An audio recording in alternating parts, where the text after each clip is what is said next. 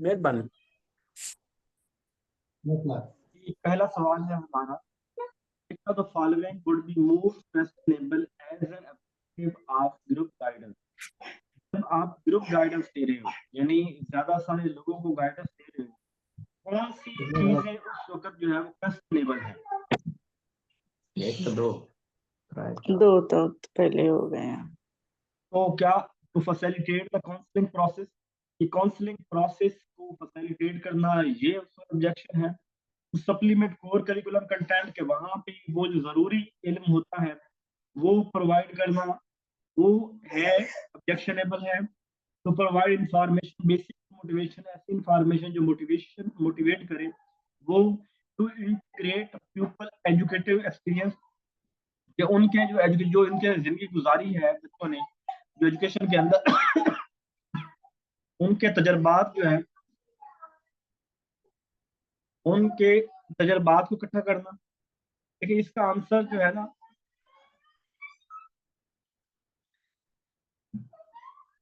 B option ठीक है। समझाता हूँ आपको।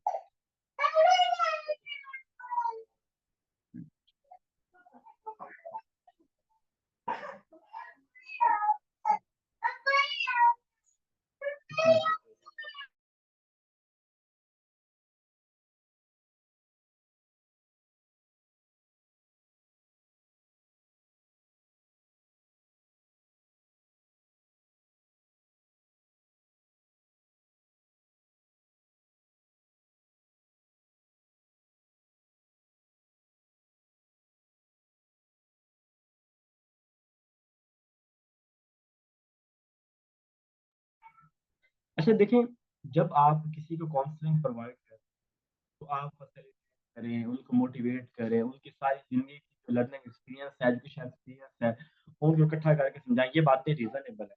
लेकिन अब काउंसलिंग का टाइम है और आप उस वक्त जो है वो उन बच्चों को आप तो जो है ना कोर जो जरूरी नॉलेज है वो देने लगते हैं। काउंसलिंग के अंदर तो वैल्यूज शामिल होती हैं, काउंसलिंग के अंदर कोर नॉलेज शामिल नहीं होता, यानी फिजिक्स केमिस्ट्री बायोलॉजी मैथ ये कोर मजमून शामिल, बल्कि उसके अंदर ऑप्शनल जो हमारे वैल्यूज सब्जेक्ट होते हैं, ऐसे सब्जेक्ट जो हमारे सोशल इमोशनल पर्सनल फिजिकल, क्योंकि जब भी हमें कोई मसला होता है ना, वो मसला हमारा कोर सब्जेक्ट से नहीं होता। हमारा मसले तो निकलते हैं कि हमें जो है ना सोशल इमोशनल पर्सनल किसी तरह का कोई इशू हो सकता है।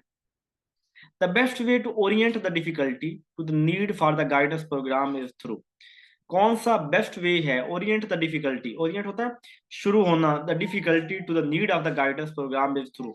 कब जो है वो हमें पता चल जाता है कि ओरिएंट कि कौन सी परेशानी जो है वो हमारी है गाइडेंस के प्रोग्राम के अंदर। Committee study and recommendation, result of follow up study, of faculty discussion, none of these is best.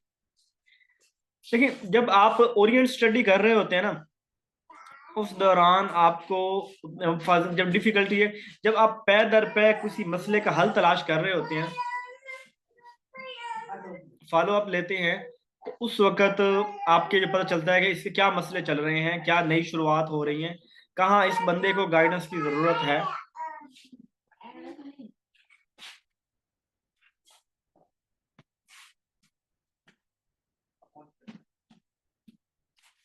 Sources of researchable problem can include, जो हमारा प्रॉब्लम होता है रिसर्च का, उसके अंदर क्या चीजें शामिल होती हैं? थ्योरी एंड पास्ट रिसर्च, बिल्कुल हम हमारे मसले थ्योरी से या पास्ट रिसर्च से भी प्रॉब्लम मिलते हैं रिसर्च के, हमारे जो इशू सॉल्व उनसे भी मिलते हैं, और जो हमारे तजर्बात होते हैं उनसे भी मिलते हैं।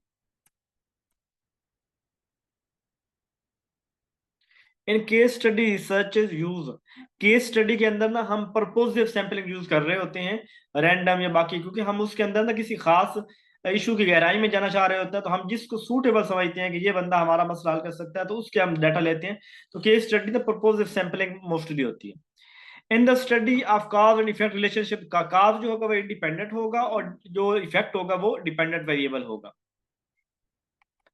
Scandi data include, Scandi data के अंदर जो है ना वो हमारे वो डॉक्यूमेंट, यानी ऑफिशियल डॉक्यूमेंट, अब ऑफिशियल डॉक्यूमेंट तैयार किसने किया, किसी और चीज के लिए बना वो भी, या पर्सनल डॉक्यूमेंट हमारे, हमने डॉक्यूमेंट कोई किसी हवाले से बना दिया किसी भी चीज की जो कोई लिख दी, तो ये पर्सनल डॉक्यूमेंट हो या ऑफिशियल डॉक्यूमेंट हो, ये सेकेंडरी डाटा के अंदर आएंगे, सेकेंडरी होंगे, ठीक है।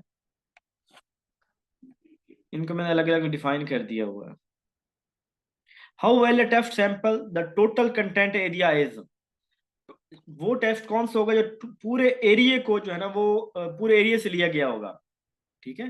तो how well a test sample the total content area, पूरा जितने मेरे चैप्टर्स हैं, मैं जितने चैप्टर पढ़ा रहा हूँ सभी चैप्टर में से मैंने डाटा को लिया है, तो मेरी सैंपल वैलिडिटी होती है। आइटम वैलिडिटी तो एक एक आइटम के ऊपर हम एनालिसिस करते हैं, सैंपल होता है पूरे सिलेबस में से लेना, जबकि जो आइटम वैलिडिटी होता है वो होता है कि किसी एक कंटेंट के एमसीक्यूज कहे तो एमसीक्यूज हैं। जस्ट अ मिनट यार,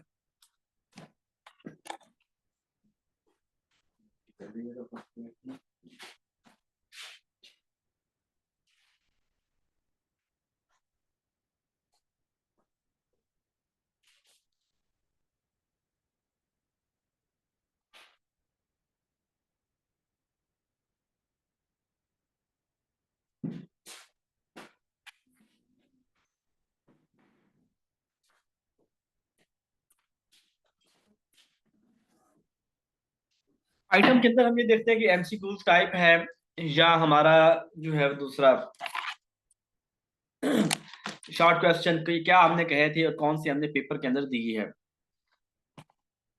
main body of the research report don't contain, main body के अंदर 5 चैप्टर होते हैं, introduction, literature review, methodology, data analysis, और उसके अलावा जो है वो फीडबैक, ये जिसे कहते हैं रिकमेंडेशन, कंक्लूजन, ठीक है। तो जो रेफरेंसेस हैं ये अलग से चैप्टर होता है, इन अलग से ये पोर्शन है, एरिया है रिसर्च का, ये मेन बॉडी के अंदर नहीं आता।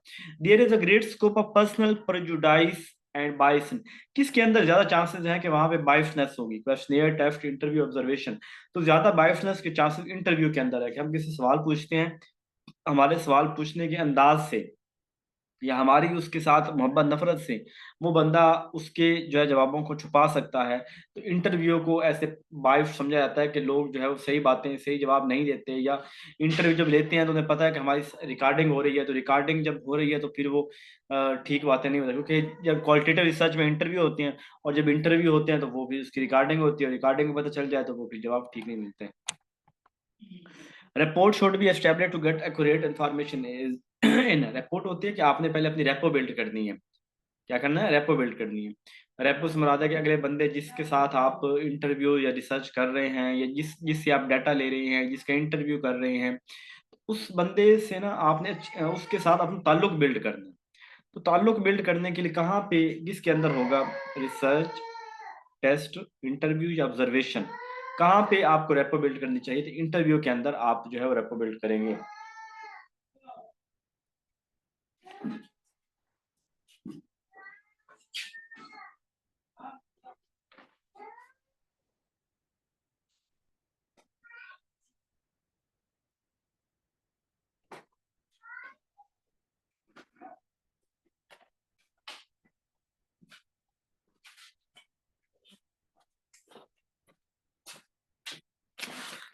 बात है it simply indicate a relationship of difference exist system, relationship या जो डिफरेंस होता है सिंपली वो नॉन डायरेक्शनल होती है, ठीक है।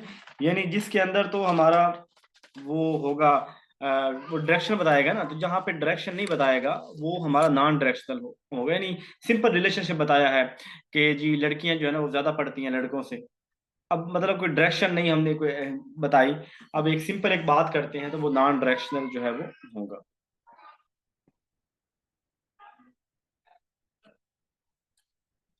टेस्टिंग हाइपोथेसिस इज जो हम टेस्ट सारे लगाते हैं ना रिसर्च के अंदर, ये सारे टी टेस्ट, एनोवा, मेन को सारे इन्फ्रेंशियल स्टैटिस्टिक के अंदर आते हैं, टेस्ट सारे इन्फ्रेंशियल स्टैटिस्टिक के अंदर आते हैं। इंटरव्यू लगाया, interview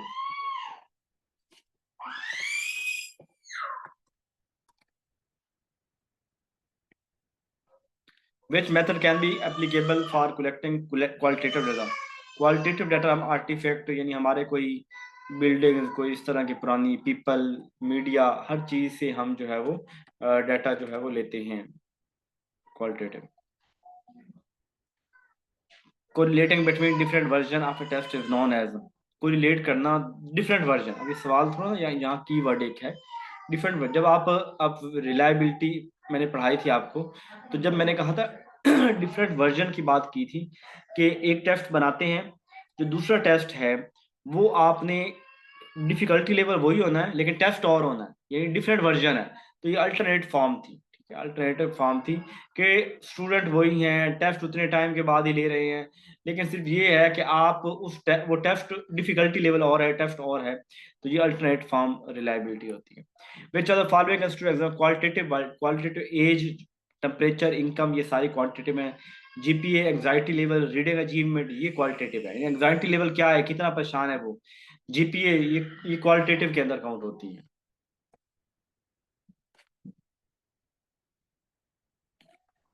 Research that is done to examine the findings of someone else using the same variable but different people in which are the following। जब आप एक रिसर्च कर रहे हैं और उसको पीपल यानी वही स्टडी दोबारा अप्लाई कर रहे हैं तो इसे रेप्लिकेशन बोलेंगे, ठीक है। Which are the following necessary in obtaining informed consent।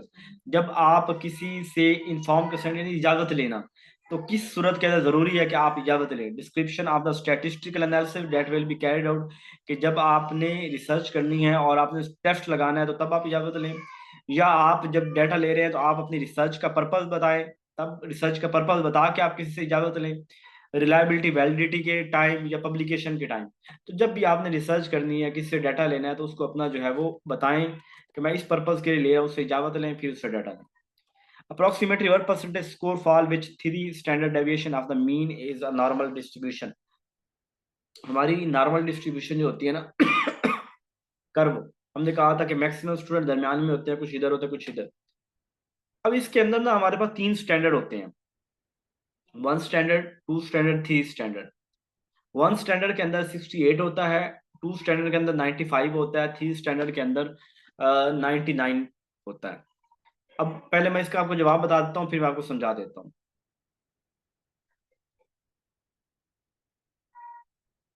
Direction कहते हैं जब ये हो कि एक चीज के बढ़ने से दूसरी चीज बढ़ रही होगी, तो वो डायरेक्शनल होता है। यानी ये डायरेक्शन शो कर रहा है कि ऐसा होगा तो फिर ऐसा होगा, ठीक है। यानी वो डायरेक्शन डायरेक्टली प्रोपोर्शनल, कोई इनवर्सली प्रोपोर्शनल, इस तरह की बात कर रहा होता तो वो, जब सिंपल रिलेशन हो, बढ़ने ये कम होने की बात कोई ना हो रही हो तो वो। अब इस सवाल को समझ लें। देखिए जो नॉर्मल डिस्ट्रीब्यूशन मैंने बताया कि वो 68 होती है लेवल 1, स्टैंडर्ड 2 जो होता है 95 और 93। अब इसकी एग्जांपल देखें, ये एग्जांपल देख लें। यहाँ देखिए हमारे पास ये नॉर्मल कर्व बनी हुई है और 1 स्टैंडर्ड यानी सिर्फ एक, ये जो पॉइंट मैंने बनाए हुए थे ना, एक पॉइंट लेफ्ट एक राइट मीन से, तो ये होती है इसमें 68% डाटा जो है ना यहाँ पे होना चाहिए दरमियान में। 2 स्टैंडर्ड होगा तो देखें 1 दो दो दोनों तरफ से हमने ना ली हैं, स्टैंडर्ड लिए हैं, इस सूरत के 95। और जब हम जो है वो 3 स्टैंडर्ड लेंगे तो अप्रोक्सीमेटली 100% 99% जो है ना हमारा कवर हो जाता है।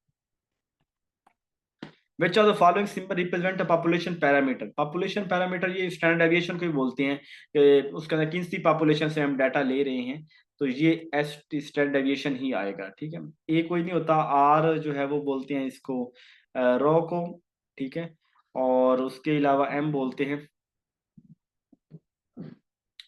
मैं चाह रहा हूँ मैं जल्दी जल्दी फ्री हो जाऊं, और 7 बजे नमाज भी है, फिर तैयारी भी करनी है।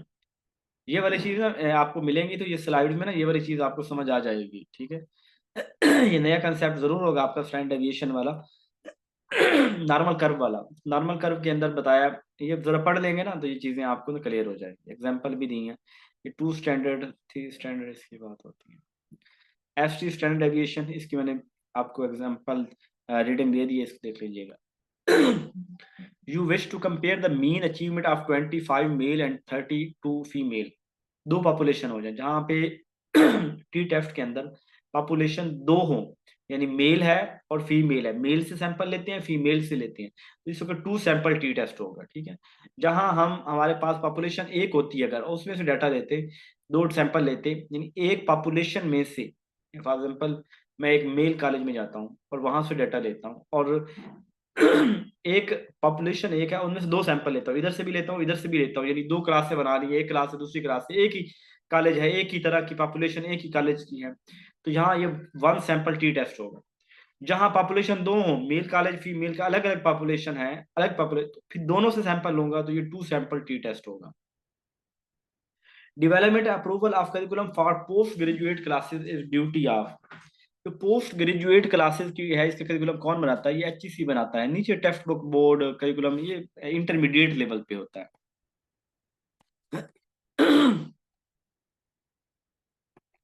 Vertical organisation of curriculum mean arranging the data according to, vertical ना यानी कि हम देखें 5वीं क्लास फिर 6ठी क्लास फिर 7वीं फिर 8वीं, यानी डिफरेंट लेवल के ऊपर जो होता है ना उसे वर्टिकल बोलते हैं। और जब हम 5वीं क्लास पे होते हैं ना तो हमारी लॉजिक कुछ और होती है। जब हम अगली क्लास में आते हैं ना तो थोड़ा लॉजिकली डिफिकल्ट, यानी हमारी लॉजिक कुछ और उससे बेहतर होती है। फिर अगले पे और लॉजिकली, यानी हमारी जो लॉजिक है ना, लॉजिकली हम चीजों को बदल रहे होते हैं, यानी उसके अंदर थोड़ी कम्प्लेक्सिटी शामिल कर रहे होते हैं। तो ये वर्टिकल अरेंजमेंट में हम लॉजिकल ऑर्डर को जो है वो हमारा बदल रहा है, उसके मुताबिक चल रहे होते हैं।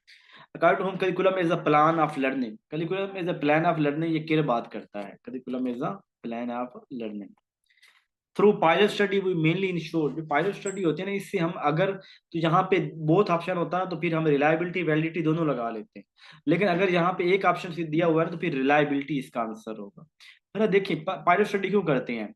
हम एक्सपेरिमेंटल रिसर्च कर रहे हैं, एक्सपेरिमेंटल रिसर्च के दौरान हम कहते हैं कि बड़ी रिसर्च करने से पहले हम चंद लोगों से डाटा ले लेते हैं। आप 20 का सैंपल लेते हैं और 20 के सैंपल में से आप उनसे डाटा लेते हैं, और वो जो 20 लोगों से आपने डाटा लिया अगर वो आपकी हाइपोथेसिस के अकॉर्डिंग चल रहा है तो फिर तो ठीक है, आप अपनी रिसर्च को कंटिन्यू करेंगे। और अगर वो 20 लोगों जिनका डाटा लिया है वो आपकी रिसर्च के एंटी चल रहे हैं मिसाल आपने कहा जी कि आइसक्रीम खाने से बुखार होता है, आपने लोगों से डाटा लेना शुरू किया तो 18 बंदों ने कह दिया जी नहीं आइसक्रीम खाने से बुखार नहीं होता, इसका मतलब रिलायबिलिटी नहीं है। तो हम रिलायबिलिटी नहीं, तो हम उसको वहीं छोड़ देंगे, हमारी हाइपोथेसिस ही जो है ना वो गलत। तो अगर दोनों का होता तो वैलिडिटी भी होती है, एक्यूरेसी मेजर करते हैं, अगर दोनों होते दोनों कर लेते हैं, लेकिन ज्यादा रिलायबिलिटी होगा। Moderate value coefficient of reliability, मैंने बताया था रिलायबिलिटी जो है ना, जो इसके कोफिशिएंट वैल्यू है इसकी 0 से लेके 1 तक होती है, और 0 जब वो 0.4 से बिलो हो ना तो उस वक्त वो उसकी रिलायबिलिटी लेस होती है, जब वो 0.7 से अबव हो तो उसकी रिलायबिलिटी हाई होती है। जो मॉडरेट है ना वो 0.4 से 0.7 के दरमियान जो होती है वो मॉडरेट रिलायबिलिटी होती है। ठीक है, 0.7 कर दो इसे, यानी जब रिलायबिलिटी हमारी 0 से 1 तक होती है, 1 के करीब होंगे तो हाई रिलायबल, 1 से कम होंगे तो लो रिलायबल, जब 0.4 से कम होंगे तो लो रिलायबल बोलते हैं, जब 0.7 से अबव होंगे तो हाई रिलायबल बोलते हैं, और जब 0.4 से 0.7 के दरमियान होते हैं तो उसको हम एवरेज या मॉडरेट रिलायबल बोलते हैं। Process by which government translate their political vision, government अपना पॉलिटिकल विजन ट्रांसलेट करते हैं इनटू प्रोग्राम, नहीं ये प्रॉपर एक वैल्यू है, यानी ये हम कोई दरमियान में सेंटर की बात नहीं कर रहे हैं, ये प्रॉपर वैल्यू है कि 0 पॉइंट, असल बेसिकली रिलायबिलिटी कोफिशिएंट ना हमेशा रिलायबिलिटी हाई होनी चाहिए, 1 के करीब करीब होनी चाहिए। हम 10% से ज्यादा का गैप हो ना तो हम उसको एक्सेप्ट ही नहीं करते, ठीक है, हम कहते हैं कि हाई रिलायबिलिटी होनी चाहिए। अब यहाँ पे जो है वो मॉडरेट की बात जो है ना वो एक रूल है, मॉडरेट 0.4 से 0.7 के दरमियान मॉडरेट होगी। Process by which government translate their political vision into programme, जहां गवर्नमेंट का जो विजन होता है उसको प्रोग्राम की सूरत में लेके आती है, एक्शन लेती है टू डिलीवर आउटकम के वो डिलीवर करे, direct change in the real world is known as. तो ये मतलब जहां पे गवर्नमेंट अपनी जो उनका विजन है ना उसको एक्शन में लेके आती है, इसका मतलब है कि वो पॉलिसी और इम्प्लीमेंटेशन कर रही है, ठीक है ना। कहा ना कि उसने अपने प्लान जो विजन उसने बनाया है उसकी एक्शन चाहती है कि वो डिलीवर के आउटकम दे, तो वो पॉलिसी इम्प्लीमेंटेशन होगा। Which education policy of Pakistan have greater teaching और आइडियोलॉजी, ये 1979 होगा, ठीक है, क्योंकि जो सबसे ज्यादा फोकस किया गया, इसके जवाब में हर कहीं आपको गलत मिलेगा, कुछ कहीं मिले कहीं कुछ मिलेगा। देखिए जो ना इसने ज़ियाउल हक ना, सबको पता है कि इसने इस्लामाइजेशन का बहुत फोकस किया था, तो ये 1979 की जो है ना वो ज्यादा सूटेबल रहेगा। सभी में आइडियोलॉजी आता है, किसी में भी आइडियोलॉजी कोई भी आपको नहीं मिलेगी पॉलिसी जिसमें आइडियोलॉजी का तस्करा ना हो। प्योर इस्लामिक एजुकेशन सिस्टम जो था ना वो दारुल उलूम देवबंद का था, ये किसी से एड नहीं लेते थे, किसी से पैसा नहीं लेते थे, यानी अंग्रेजों से, जबकि जो बाकी तंजीमें थी उनके प्रॉपर वजीफे मुकर्रर थे। HRM होता है ह्यूमन रिसोर्स मैनेजमेंट। कौन सा फंक्शन डिसएंगेज मतलब कौन सा काम ये नहीं करती, तो कंडक्टिंग द जॉब, जॉब के लिए किसी करना, उनकी ट्रेनिंग करवाना, उनको एम्प्लॉय को सिलेक्ट करना है, लेकिन मटेरियल का ताल्लुक इसके साथ नहीं है, मटेरियल का ताल्लुक HRM के साथ नहीं है। A productive workforce has no function in, जो प्रोडक्टिव वर्कफोर्स होगी उसका फंक्शन क्या नहीं होगा? प्रोवाइड बेटर एजुकेशन,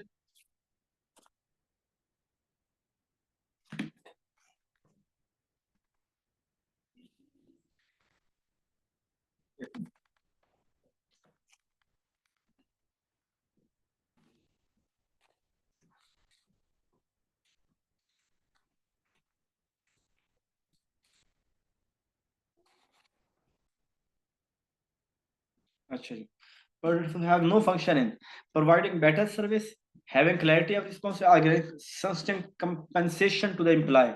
देखिए जब आप वर्क फोर्स होती है काम करने वाले लोग, तो काम करने वाले लोग क्या जो है वो कंपनसेशन करते हैं अपने एम्प्लॉयज को? वो तो खुद काम कर रहे हो, तो खुद वर्कर है, वो तो संक्शन यानी कोई नए बजट देना, वो बजट नहीं देते, वो एम्प्लॉयज को कंपनसेट नहीं करते।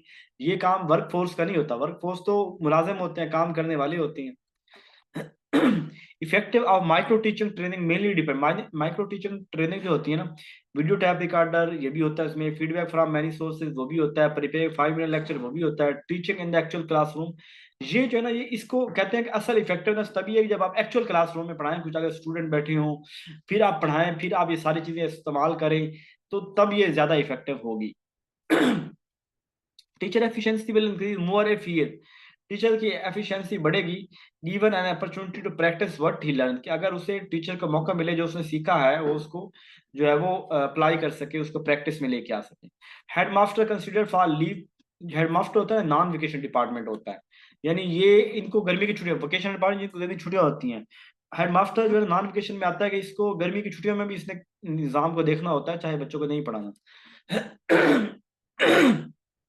Higher education main function is to, higher education का main function direct the student for better growth, generate new knowledge, conduct research, develop a new department in education। तो जो हायर एजुकेशन है इसका असल मकसद जो मेरे नज़दीक है ना, वो है नया नॉलेज जनरेट करना, यानी अब रिसर्च भी करें तो रिसर्च के अंदर भी नया नॉलेज बनता है।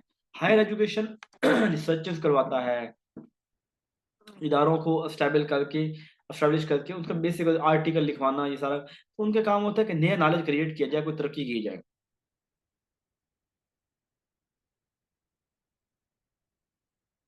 प्राइमरी एलिमेंट्री के ऊपर एक्टिविटी बेस्ड करिकुलम होता है, जो उससे ऊपर होता है ना, वो मोस्टली हमारे पास सब्जेक्ट सेंटर करिकुलम चलता है, लेकिन हम चाहते हैं कि हमारी प्रोग्रेसिविज्म अप्रोच होनी चाहिए, हमारा learning to do by doing वाला करिकुलम होना चाहिए, प्रैक्टिकल करिकुलम होना चाहिए।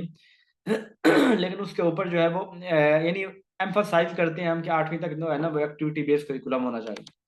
तो ये उस वक्त की जरूरत के तकाजे होते हैं। अगर आप ऑप्शन देंगे, किस तरह के ऑप्शन में से आप कह रही हैं कि क्या होगा? Academy of higher education establish under HEC, higher education जो अकेडमी है ना, इसका काम है कि ये टीचर्स को ट्रेनिंग देती है, यानी कॉलेज लेवल के प्रोफेसर जो फैकल्टीज हैं उनको ट्रेनिंग देना, ये हायर एजुकेशन जो अकेडमी में आई थी उसका पर्पस है। कंबाइनिंग 2 और 3 related subject in curriculum development refer to, दो या दो से ब्रॉड फील्ड कहते हैं जब दो या दो से ज्यादा सब्जेक्ट को आपस के अंदर मिला दिया जाए।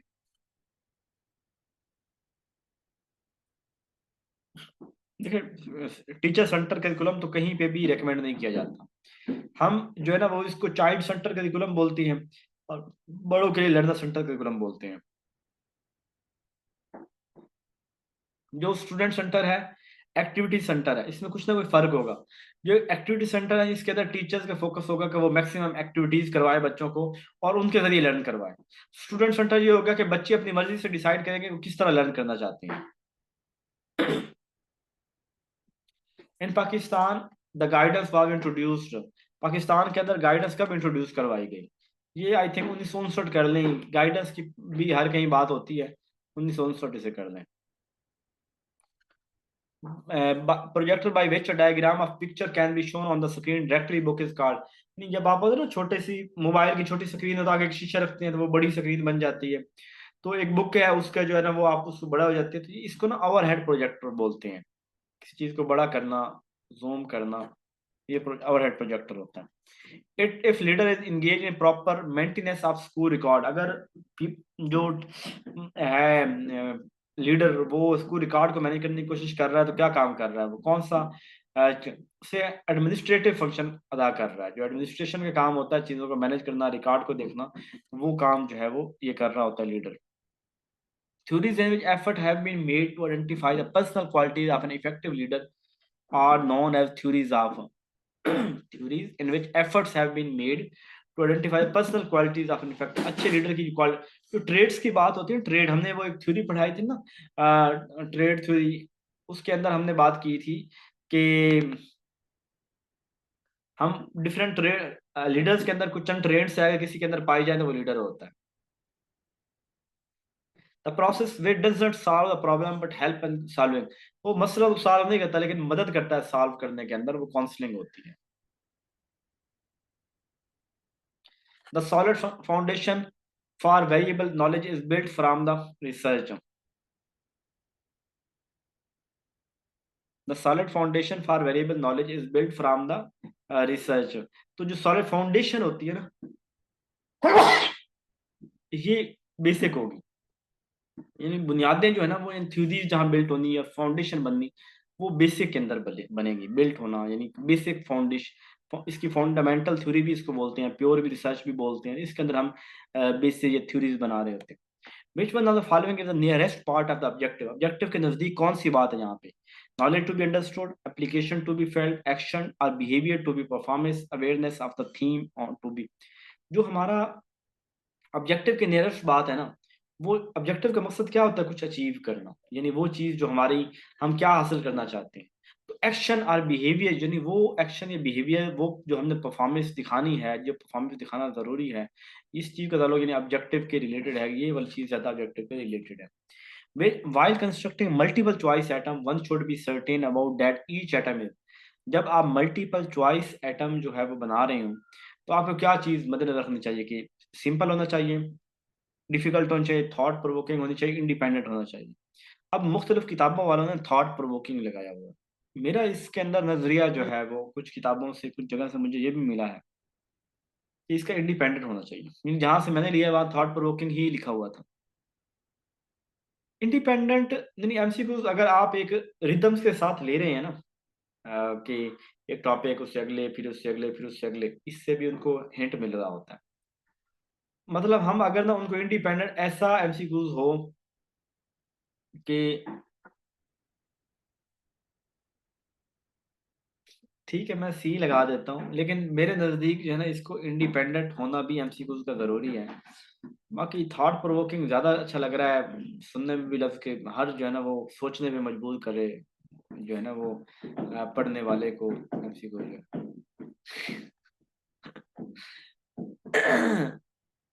ठीक है जी।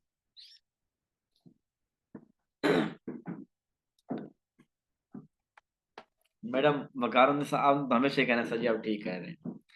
टोटल क्वालिटी मैनेजमेंट ये जापान की एक टेक्निक थी जिसके अंदर क्वालिटी को मैनेज किया जाता था, और इसके अंदर इसकी होती थी कि हमें कोई भी डिफेक्ट नहीं चाहिए, जीरो डिफेक्ट की पॉलिसी थी टोटल क्वालिटी मैनेजमेंट, कि हमें कोई डिफेक्ट नहीं चाहिए, बेसिकली जीरो डिफेक्ट मैनेजमेंट इसका answer. Who said this educational planning in its broader sense is the application of, कौन कहता है कि एजुकेशनल प्लानिंग जो है वो ब्रॉडर सेंस के अंदर क्या है जी? Rational systematic analysis to the process of education development, कि रैशनल सिस्टमैटिक एनालिसिस है एजुकेशन डेवलपमेंट का, ये पीएच कोम्स है। रट्टा लगा लीजिएगा इसको। Which of the following is not instructional material, कौन सा इंस्ट्रक्शन मटेरियल नहीं है? ओवरहेड प्रोजेक्टर, क्या इसकी स्टडी के अंदर इंस्ट्रक्शन मटेरियल के अंदर जरूरत होती है? ऑडियो के सेट, प्रिंटेड मटेरियल, ट्रांसपेरेंसी जो है ना ये एक अलग से चीज है, इसका ताल्लुक इसके साथ नहीं है, यानी ये तो हम कहें ट्रांसपेरेंसी में, अब वो इंस्ट्रक्शन मटेरियल नहीं है ये। A good guidance programme should fix responsibility for its success upon, अच्छा गाइडेंस प्रोग्राम वो होगा जो क्लासरूम टीचर के लिए गाइडेंस स्पेशलिस्ट, स्कूल, अच्छा गाइडेंस प्रोग्राम वो होगा जिसके अंदर जो है ना वो गाइडेंस स्पेशलिस्ट हों, वो प्रॉब्लम को ज़्यादा फिक्स कर सकेंगे हर बनिस्बत बाकियों के क्लासरूम के टीचर की या उनके। गुड गाइडेंस प्रोग्राम शुड अच्छा जो गाइडेंस प्रोग्राम है be modelled after one that has proven to be successful elsewhere. ऐसा गाइडेंस प्रोग्राम बेहतर ज़्यादा होगा जिसको हम कहीं और पे भी अप्लाई करके उसके अच्छे रिजल्ट ले सकते हैं। यानी वो कहीं और साबित हो चुका है, प्रूवन हो चुका है कि अच्छा प्रोग्राम है, तो वो ज़्यादा अच्छा होगा।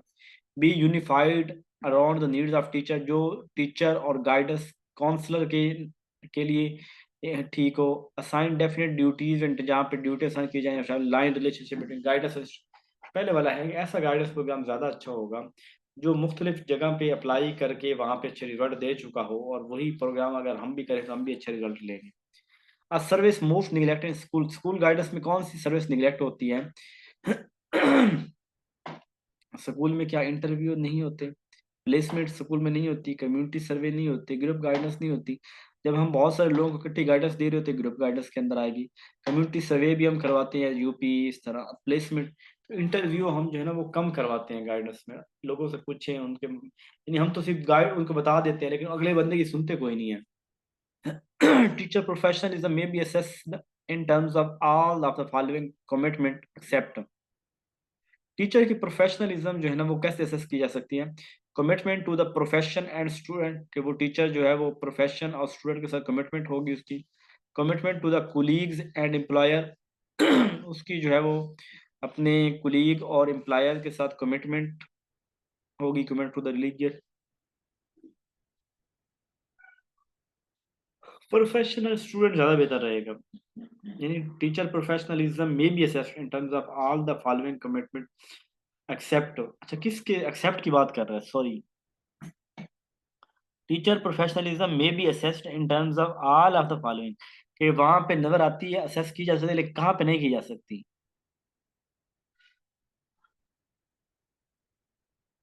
क्या इसका होना चाहिए? यानी एक्सेप्ट जो जिसका ताल्लुक जो है ना वो टीचर की नहीं होना चाहिए। मेरा ख्याल है कि इसका जो है ना वो रिलीजन और कास्ट ज्यादा ठीक रहेगा, कि टीचर की कमिटमेंट बच्चों के साथ होनी चाहिए। चलिए आज के लिए इतने सवाल ही काफ़ी हैं। अपना ख्याल रखिएगा।